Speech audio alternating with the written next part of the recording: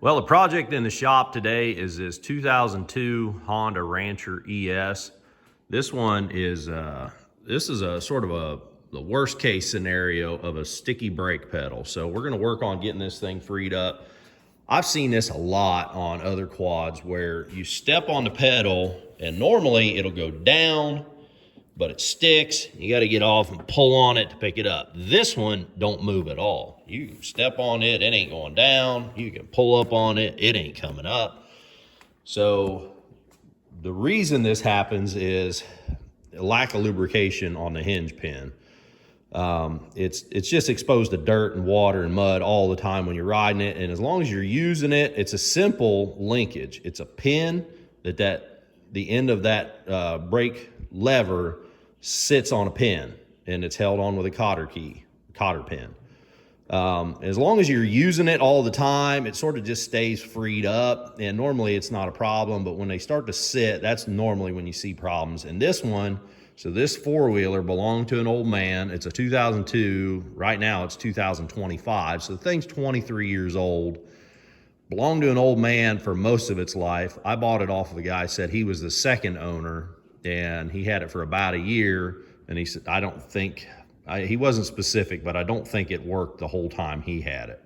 Now, the handlebar brake up here works. So they both operate on a cable. So that handlebar goes down on a cable, that lever goes back on a cable. So there's two cables that come in, just a basic overview of the brakes here. So there's two cables that come down. That's why you see these two lines here. So they're both pulling on the same brake system. So we know, since the handlebars are working, we know that the brakes back here are fine. Maybe it's the cable, it's probably not. Maybe it's the cable that's super seized up and it's just not moving, but because there's absolutely no wiggle, I mean, no movement at all on that pedal, I know that it's the pedal that's stuck. And this is a common problem. Like I say, most of the time, it's just sticky. I don't know that I've ever seen one completely seized before. So we're gonna attack this thing. Just take the plastic off. That's gonna be the first thing to do. Take the plastic off, then we'll be able to get at the mechanism very easily. So normally they have push pins, these little plastic push pins that hold them on. You see somebody's put a bolt in here, and that should have been a push pin that probably fell out at some point. Somebody put a bolt in there. They do have a Allen bolt that mounts back here. I think that's a 6mm. I have to check it exactly, but it's a metric Allen, and that's what's securing the thing to the sort of the frame structure to keep this all from flapping. So, but this out here is just all plastic on plastic. So these pins, the way that these operate, or the way that these work, is you should be able to pop the center up. Now, that one's gonna come all the way out. They don't work as good as they should. You should pop the center portion up and then the whole pin like that, then the whole pin comes out. So now the problem that this presents is, since this is a metal bolt going through plastic, it's just plastic on both sides. There's no metal back there at all. Because this is a metal bolt, I'm gonna have to cut this bolt off, or I'm gonna have to modify this bolt somehow. So like at least take an angle grinder and cut a line in it to where I can maybe put a straight screwdriver on it to retain this head. But the problem is, the more you cut or grind or whatever on this, you're gonna melt the plastic. So that's why this is a really, really bad idea. That's why they use plastic push pins from the factory. Because if you break that plastic push pin, or if it malfunctions somehow, you can snap it out of there. You can take a screwdriver or pliers or whatever, and you can bust that plastic pin out, replace it with another plastic pin. Or I get why somebody would put a carriage bolt here. It's a nice round, smooth surface for your leg to ride up against. But you know, out here where it wouldn't matter, you could put a hex head. You can just put bolts in, that's fine. Put a hex bolt in or something, but you can't put carriage bolts in something like this. You just can't do it.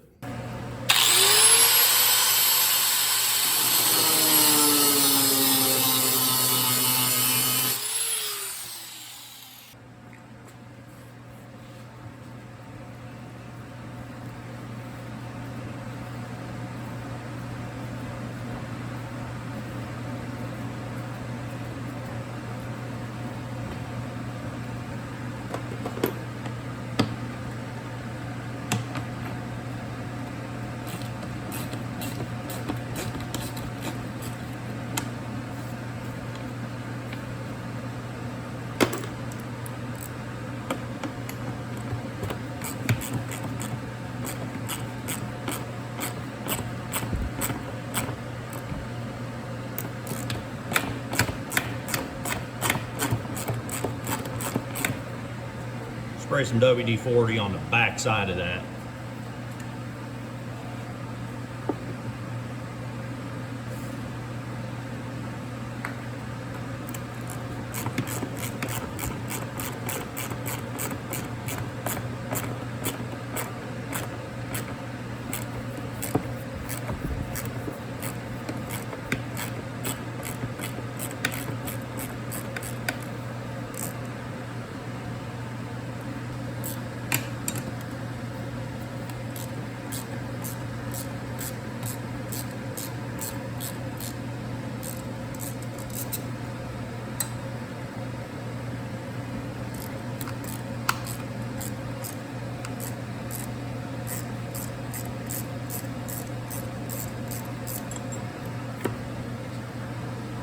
See what I see? Another carriage bolt. Now this one's back in the corner. I'm not going to be able to put an angle grinder in here to cut a slot in the head.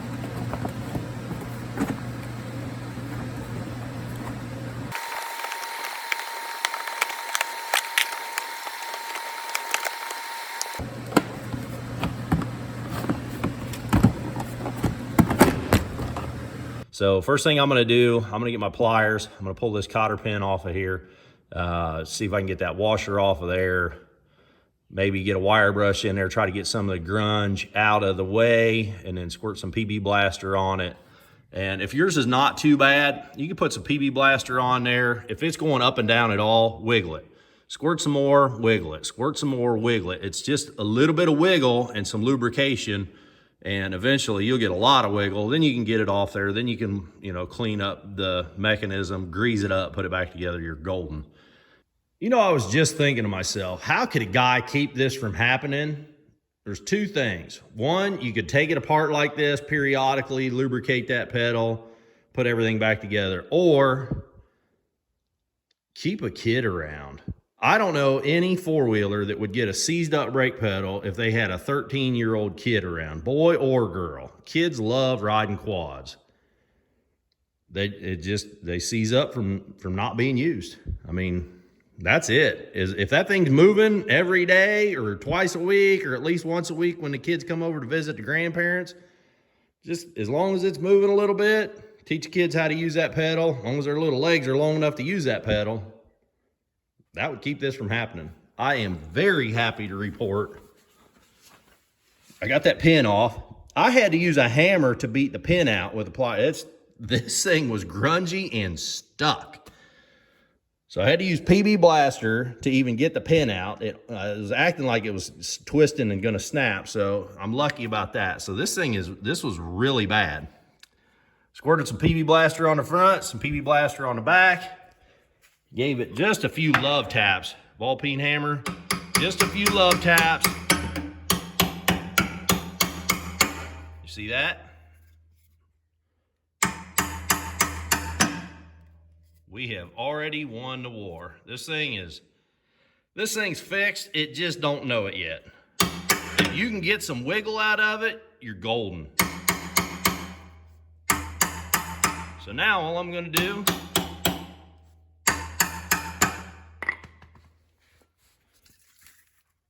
is keep squirting it, front and back, and keep wiggling it. Little bits, don't beat it, don't beat it, don't beat it. Just little love taps. This wrapping of a hammer is a sharp blow. That's what you want. You don't want to bend that thing. Little taps up and down. Just little bits of movement. Just picture you're trying to work that penetrating oil back in there. Just little wiggles is all it takes. Once you get it to wiggle, Just keep wiggling a little bit more, a little bit more, and eventually you got it. Okay, now we're back at the rear of the vehicle, of course, and we're looking at the brake assembly again. And you can tell, again, there's two cables that come back. This top one, as long as nobody's fooled with yours, like this top one, on mine at least, we can see that cable disappears and goes up front. But if we follow this bottom cable, this is from the, right here from the foot lever, this comes down, this is the bottom one. So I'm gonna go ahead and, I'm gonna have to spray that. Nah, it's coming off. I'm gonna go ahead and take this off, this big wing nut, and you can see somebody's had it backed way off to keep it from dragging because that pedal was stuck down a little bit. So we're just gonna take this nut completely off.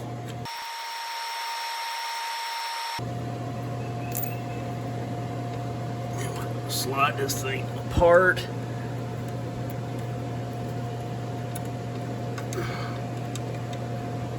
I'm gonna take two hands, I'm gonna get this thing disassembled.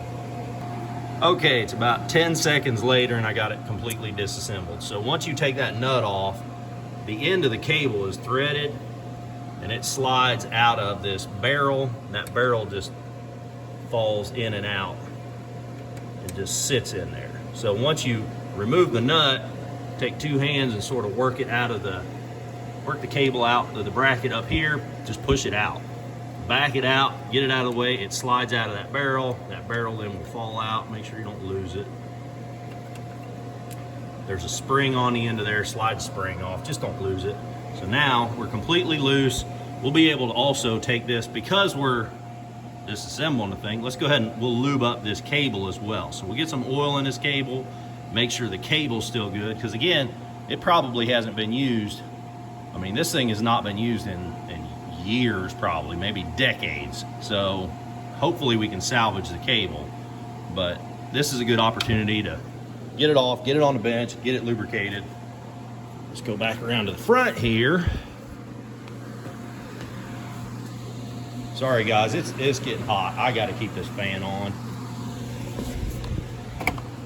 So now at the front, we should be able to manipulate this thing to get it out of that bracket, off of that.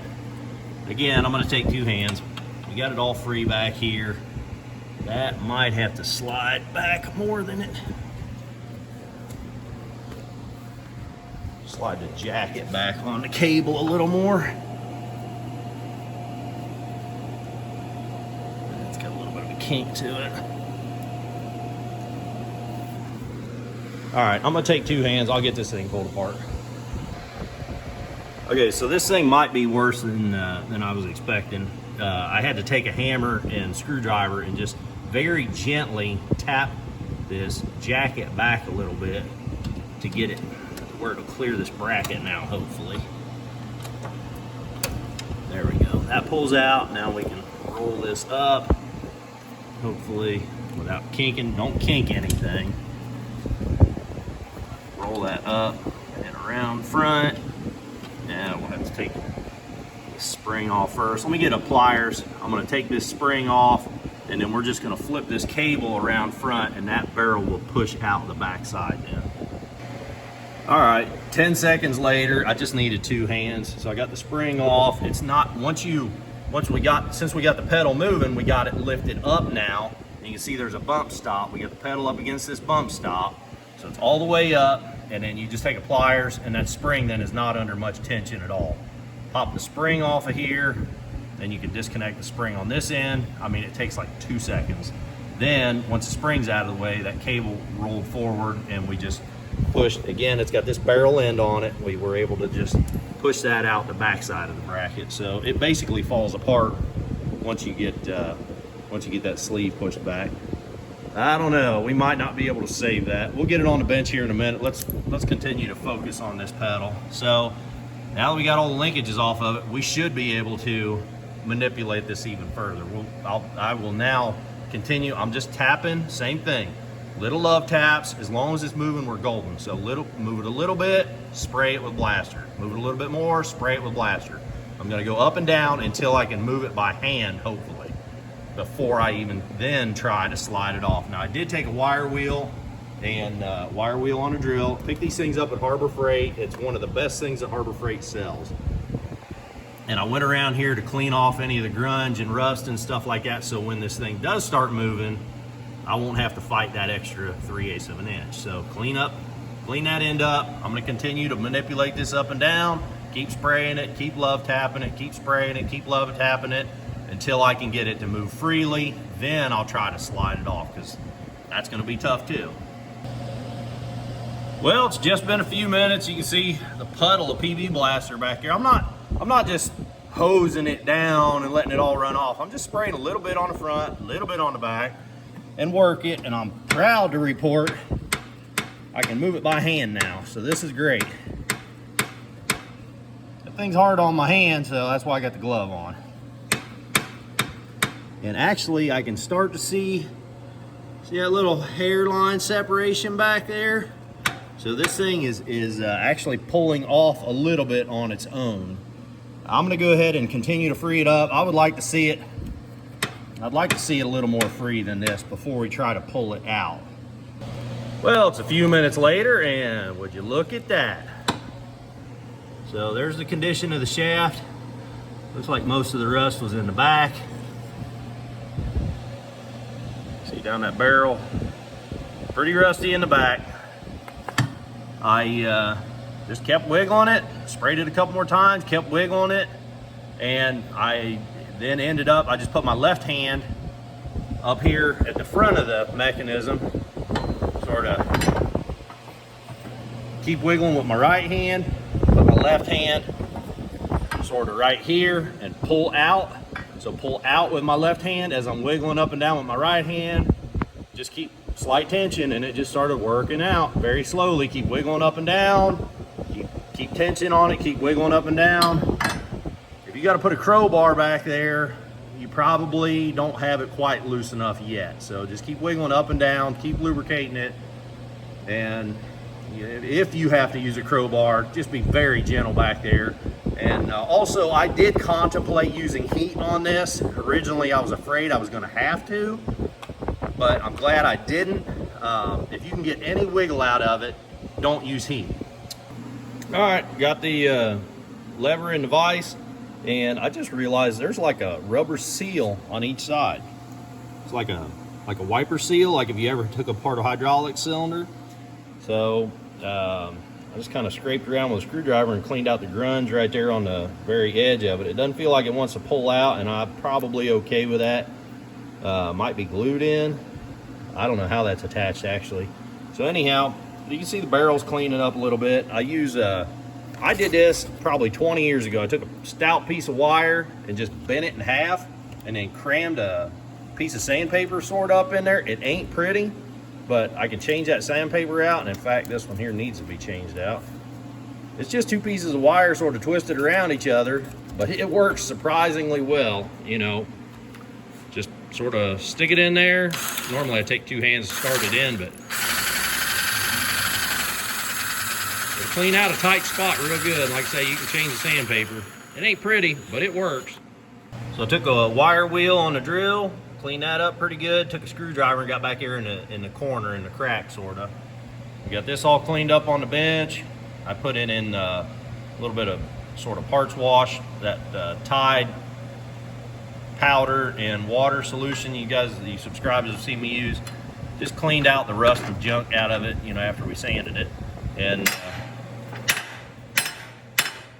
look how nice that is. Got some movement to it. Can you see how much that's wiggling? That's perfect. So now we need to get this cable over on the bench and see if we can get it freed up. So I'm gonna take two hands and see if I can rig up something to get some foil down in that thing. All right, we're over on the workbench. You can see I got a mess going here. You're looking at the rear end of that cable, and I've got it very gently in the vise just to hold it still for me. Not on the cable, but on the fitting. So one of the steel fittings, I've got it just gently in there. I pulled down the end of this rubber boot. Well, first I worked the cable, and it was working. It was moving a little bit. And again, same thing. Once you get a piece of metal wiggling, you can keep lubing it, keep wiggling it, you will get more motion out of it. At first it was only moving maybe a 1/4 inch. Now you can see I got a couple inches out of it. So what I'm doing to lube it is peel this rubber boot down. I'm sticking the straw of my PB blaster down in there, sort of trying to fill up the boot and then work the shaft up or work the cable up and down. And what it's doing then is it's spilling some, but it's working that lube down between the jacket of the cable and the cable itself. So we're trying to lube all the way down. What we would eventually like to do is see, I pulled this down too so I can sort of keep an eye on it and let air, air is going to escape down the bottom, and hopefully eventually we'll see oil start to come out down here. So PB blaster, some motor oil, whatever, just if you can get something down in there, any kind of lubrication, probably something a little heavier than this penetrating oil, but I figure we'll start with this. Maybe I'll switch over to motor oil with my little oil can, squirt a little bit in there. Anything's better than nothing. Well, I'm happy to report I finally did start getting oil down here to the bottom. So I took my air gun. I got a piece of brake line on one of my air fittings, and I sort of shoved that down.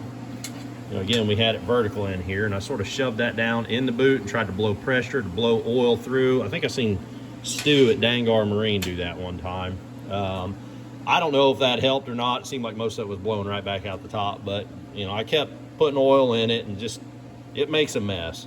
But eventually I did start getting oil down here, so I'm pretty happy with it. It's not a brand new cable by any means, but it is moving, and I mean, heck, I can move it easily with one hand. I've probably got, I don't know, 2 inches of travel out of it, 2 or 3 inches. It's moving a full stroke. It does have a little kink back here at the back, which is not helping anything. You can see it's wore there. So again, this is probably original. This is probably a 23-year-old cable. We'll see if we can get some more use out of it. I'm gonna go ahead and hit this with a wire wheel, clean up these, where that sits in that bracket and stuff. Just clean up the rust off of it, and slide that boot back on, make sure everything's put back together right. You definitely want, if your boots are not in good shape, go ahead and put a new cable on at this point. But my boots are in good shape, so that'll keep the dirt and crap out of there. Fingers crossed for another 23 years. All right, I went over to the grease gun, got some just regular old red high temp bearing grease, whatever's in the gun. Got some on my fingers here. There is a channel on this shaft that should accept and hold some grease. We'll go get a little bit more.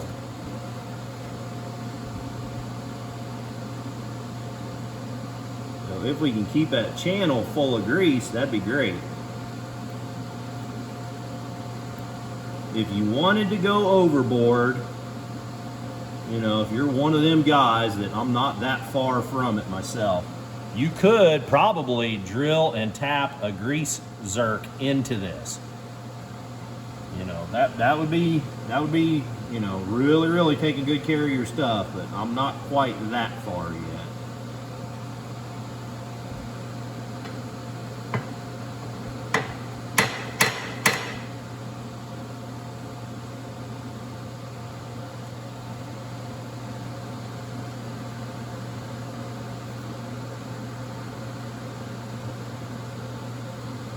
I also hit this washer with hit that washer on the bench grinder wire wheel just to knock the rust and crud off of it. And now I'm going to go grab a new cotter pin.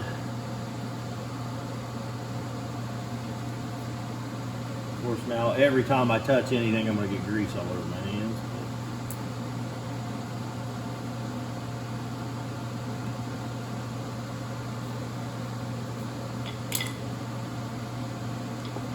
We got our cable all lubed up. I took the wire wheel to the threads, cleaned up all the threads, cleaned up all the metal fittings where these boots sit down in grooves on these metal fittings, and just oiled everything really good. It's moving very freely now. It ain't new, but hopefully we get a lot of years out of it. I can see the hole that this goes in back here and that bracket on the rear end. You know what, I can't do that first. Put it in here first.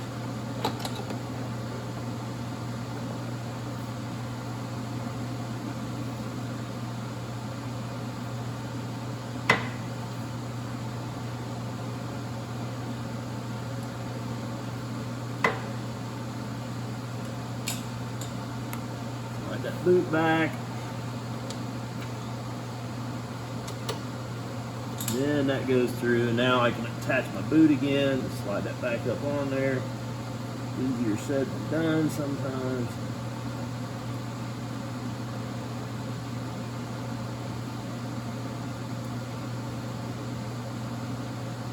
There we go. Now that's on there. I cleaned this up, wiped it with a rag, hit it with a wire wheel a little bit also. Let's see, which direction was that? I think it was that way. I think it was that way.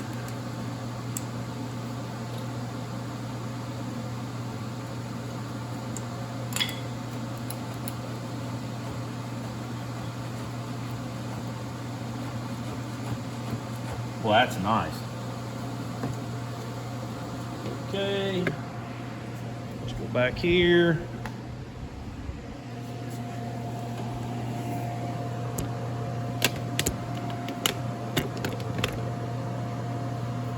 Put you guys right in the middle of right in the way. Now don't kink your cable, but you got to fish it back through that hole. And then slide the spring on. Don't forget your barrel.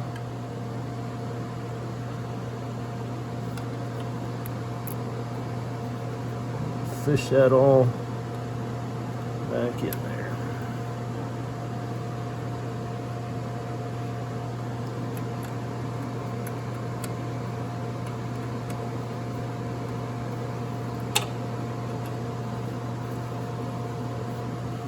Make sure the bracket of the cable is sitting down in this aluminum housing sort of here. So that seems good.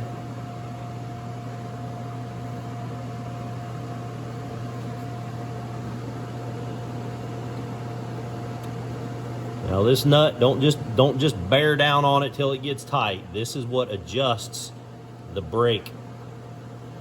So the more you tighten it down, the more tension you're putting on that sort of the whole system. Now right now I'm just sort of loading up enough tension really just to take the slop out. And that should be way too loose yet, but let's go test it.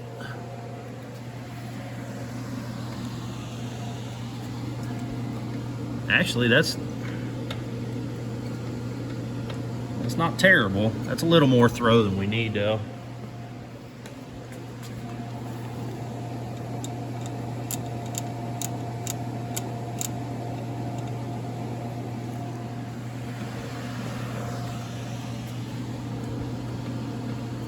That's getting better.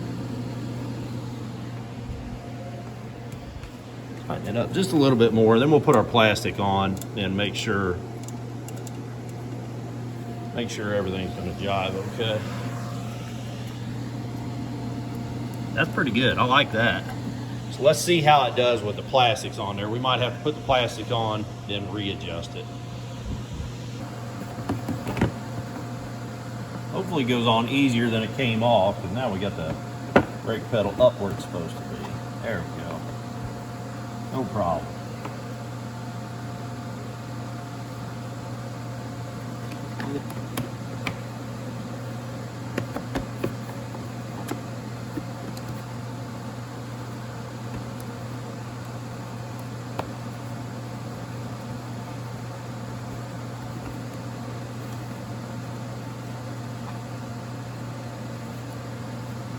Now this one's kind of tough because you're lining up two pieces of plastic with the metal bracket behind it.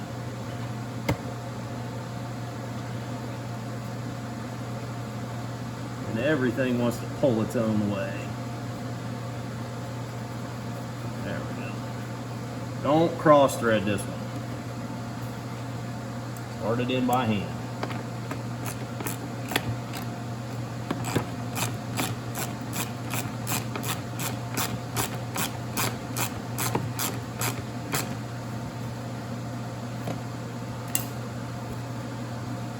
All right, so I found some sort of round-headed bolts in my bin. Of course, they're not metric, but that's all right. Because again, they're just going through this plastic. I'm putting a Teflon lock nut on the back side of them.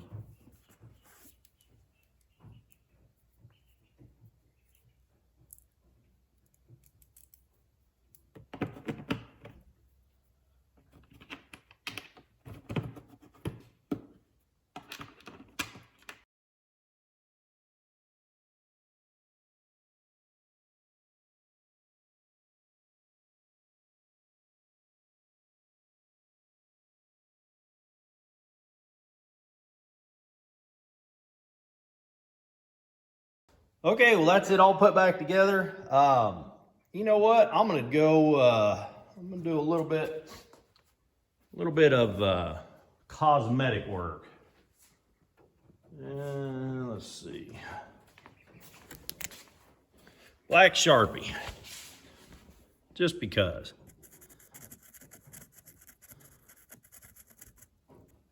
Well, that's it. We're done. The plastic's lined up pretty good. The bolts don't look terrible. They're a little shiny just because it's sort of glossy. They look better than they did before I hit them with that Sharpie. I was kind of playing with this, playing with a pedal, and you know, of course, it's got nice return on the spring. I'm trying to rock, like I can rock the machine back and forth, and then it immediately stops it. So I think we got the pedal adjusted really well. It's not coming into contact with the plastic down there, but if I really smash it, you know, it's locked up tight. I can't move it. So I'm pretty happy with it. I don't think we need to adjust that brake anymore at all. So just to give you an idea, you know, when we were done with it, it's got just a little bit sticking out. Everything looks good back here. You know what I just did notice? That rubber on that other cable is broken. Well, that's a project for another day. I hope I helped you with this one, guys. If you're working on a four-wheeler, this one's a Rancher. I know this is a common problem with a lot of the Hondas. You know, I'm sure it's a common problem with a lot of them. You know, I can't speak to the exact mechanics of other brands, but a lot of the Hondas are the identical sort of setup. If you like this video, click the thumbs up button. If you want to see me working on all kinds of stuff, click subscribe.